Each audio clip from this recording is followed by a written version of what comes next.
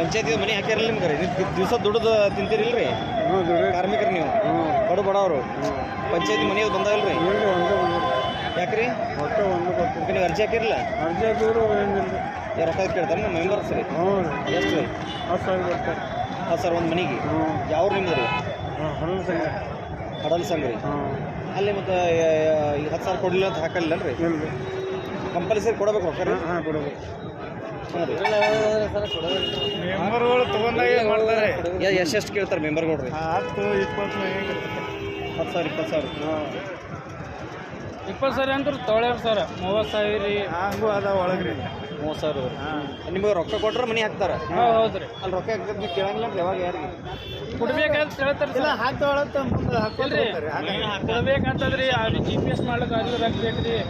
ಹೇಳ್ತಾರೆ ಅಲ್ಲ 20,000 30,000 ಗಟ್ಟಲೆ ತಪ್ಪಲ್ಲ ರೀ ತಪ್ಪು ಸರ್ ನಮ್ಗೆ ಅಷ್ಟು ಗೊತ್ತಿರಲ್ಲ ಸರ್ ಐತಿರಿ ಅಲ್ಲಿ ಕೊಡಲ್ಲ ನೀವು ಅರ್ಜಿ ಹಾಕಿದ್ರೇನ ಪಂಚಾಯತಿಗೆ ಅದು ಮನೆ ಬೇಕಂತ ನಿಮ್ಗೆ ಎಷ್ಟು ಕೇಳಿದ್ರು ಅದೇ ನಮಗೂ 10-15,000 ಕೊಡಾಕಿಲ್ಲ ಕರಿತಾರೆ ಒಂದು ಮೀಟಿಂಗ್ ಮಾಡ್ಕೊತಾರೆ 20-20 ಒಬ್ಬರಿಗೆ ಎಷ್ಟೆಷ್ಟು ಮನೆ ಬಂದಿರ್ತಾವ್ರಿ ಅಂದ್ರೆ ಒಬ್ಬ ಮೆಂಬರ್ಗೆ ಪಂಚಾಯತ್ ಹೆಂಗೆ ವರ್ಕ್ ಆಗಿದೆ ಒಂದು 50-100 ಮನೆಗಳು ಇರ್ತಾರೆ ರೀ ಅವ್ರು ಎಷ್ಟು ಮಂದಿ ಮೆಂಬರ್ಗಳು ಇರ್ತಾರೆ ಅವ್ರಿಗೆ ಹಂಚ್ಕೊಂಡ್ಬಿಡ್ತಾರೆ ಅವ್ರು. ಹಾಂ ಒಬ್ಬೊಬ್ರಿಂದ ಒಂದು 50 ಮನೆಗಳು ಕೊಟ್ಟಿರ್ತಾನೆ ಒಬ್ರಿಂದ ಹಾಂ